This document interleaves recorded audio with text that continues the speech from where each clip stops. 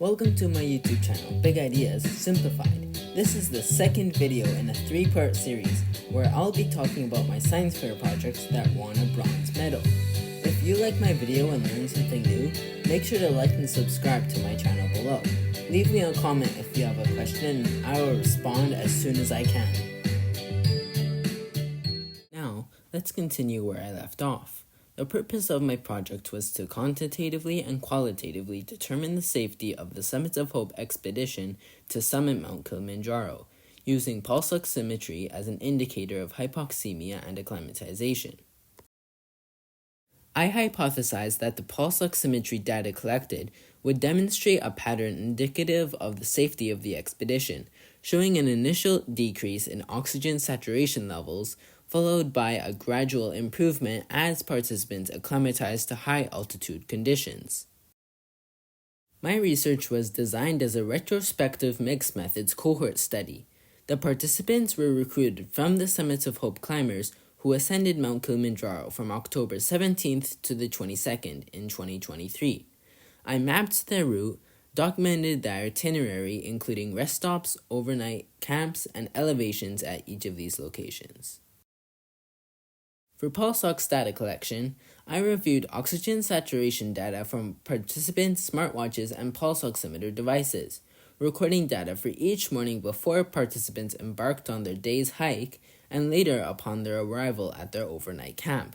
For data analysis, this included some basic statistical analysis, comparison of the data to establish norms, and a trend analysis.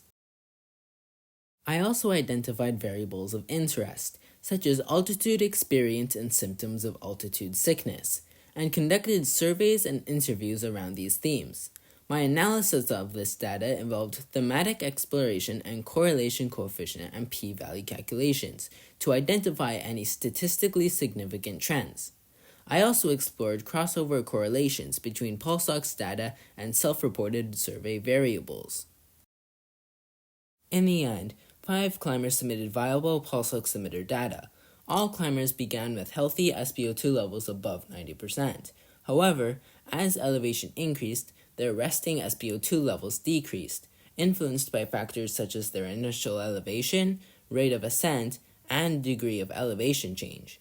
3 climbers experienced hypoxemia, with mean SpO2 levels falling below the safety threshold of 90% at approximately 4,500 meters. Despite variation, the majority had a consistent lowest SpO2 level of approximately 82%, with some reaching as low as 75%.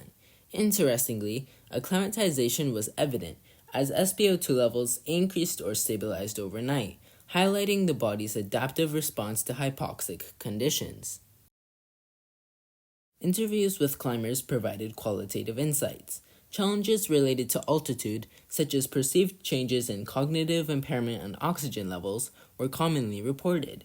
Communication and support from fellow climbers and guides was crucial for managing altitude-related concerns, while coping strategies like focused breathing helped to alleviate symptoms. Overall, climbers expressed satisfaction with safety measures and support provided during the expedition. This is where I'll stop for this video. The final part of this series will be my conclusion of the project. Thanks for watching. Stay tuned for more Big Ideas, Simplified content.